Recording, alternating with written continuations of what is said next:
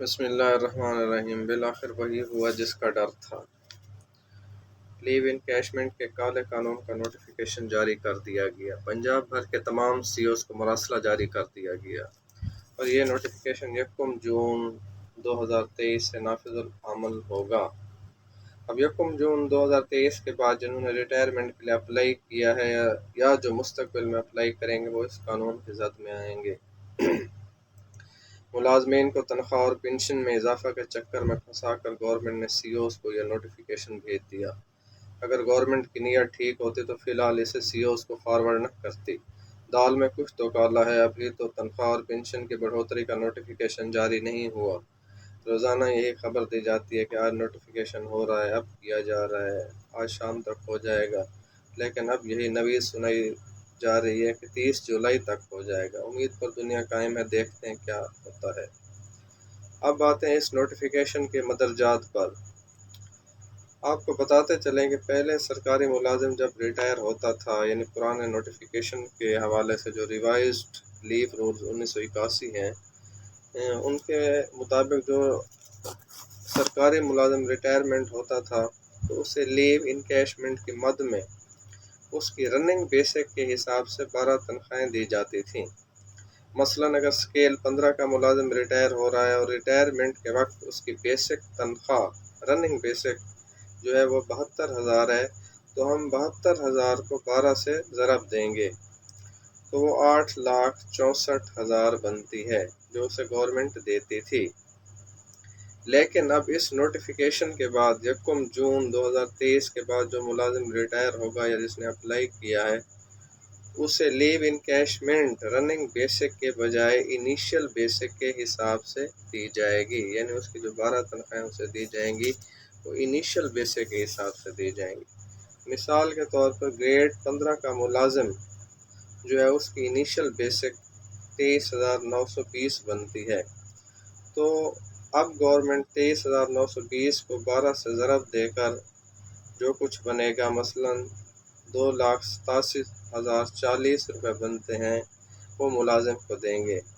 یعنی اس نوٹیفیکیشن کے جاری ہونے کے بعد یہ جو کیلکولیشن ہم نے کی ہے، گریڈ 15 کے ملازم کو 5,76,960 کا نقصان ہوگا۔ یہ وہ نقصان ہے جو فی الحال تو ہمارے جو نئے ٹیچر حضرات ہیں وہ توجہ نہیں دے رہے، لیکن یہ بیچارے جو ریٹائرمنٹ کے قریب ہیں وہ اس سے فی الحال وہی متاثر ہوں گے۔ صاحب ظاہر گورنمنٹ کا ان فیوچر یہ پلان ہے کہ پینشن کو ہی ختم کر دیں اگر کسی نے احتجاج نہ کیا تو۔ اب تھوڑا یہ بھی سمجھ لیں کہ یہ 12 تنخواہیں کیوں ملتے ہیں۔ ہر سرکاری ملازم کو ارنڈ لیو ملتی ہیں، یعنی ارنڈ لیو وہ ہوتی ہے جسے اگر ملازم اویل کرے تو وہ ٹھیک ہے، ادروائز وہ اس کے اکاؤنٹ میں اکٹھی ہوتی رہتی ہیں۔ ہر ملازم کو سالانہ 12 ارنڈ لیو ملتی ہے، یعنی ایک ماہ کی ایک ارنڈ لیو۔ یہ ووکیشنل پوسٹ کے جو ملازمین ہیں، مثلاً جیسے ہم ٹیچر حضرات ہیں، ان کے لیے 12 چھٹیاں ہوتی ہیں۔ باقی جو نان ووکیشنل ہوتے ہیں جیسے انتظامی پوسٹ پر اے ای اور ڈپٹی ڈی اوز یا دوسرے جن کو گرمیوں کی چھٹیاں نہیں ہوتی، ان کو سالانہ 48 ارنڈ لیو ملتی ہیں۔ لیکن جو ہم ووکیشنل پوسٹ کے ملازمین ہیں جیسے ٹیچرز کی میں مثال دے رہا ہوں، تو ٹیچر کو سالانہ 12 چھٹیاں ملتی ہیں، یعنی ایک ماہ کی ایک ارنڈ لیو ہوتی ہے، تو سال کی 12 ارنڈ لیو ہیں جو اس کے اکاؤنٹ میں اکٹھی ہوتی رہتی ہیں اگر وہ انہیں اویل نہیں کرتا۔ تو اگر ملازم 30 سال کی سروس کرتا ہے تو 30 کو ہم 12 سے ضرب دیں گے، یعنی ایک سال کی چھٹیاں 12 ہوئی، 30 سال وہ سروس کرتا ہے تو 30 کو ہم 12 سے ضرب دیں گے تو وہ 360 دن بنتے ہیں، تو گورنمنٹ اس کو 360 دن کی تنخواہ یکمشت ادا کر دیتی ہے۔ لیکن اس قانون کے پاس ہونے کے بعد اب یہ بھی نقصان ہوگا کہ جو انیشل بیسک پر جو اسے 12 تنخواہیں دی جائیں گی وہ یکمشت نہیں دی جائیں گی بلکہ منتھلی وائز دی جائیں گی، اس کا یہ بھی نقصان ہوگا۔ اور دوسرا، دوران سروس اگر کسی کی ڈیتھ ہو جاتی ہے تو اس کی جتنی بھی ارنڈ لیو ہوں گی وہ اس کو نہیں ملیں گی، وہ بھی ضائع ہو جائیں گی، یہ بھی اس کا نقصان ہے۔ اور اس کے علاوہ یعنی جو پینشن ملے گی وہ بھی پھر اس کی جو انیشل بیسک ہوگی اسی کے حساب سے دی جائے گی۔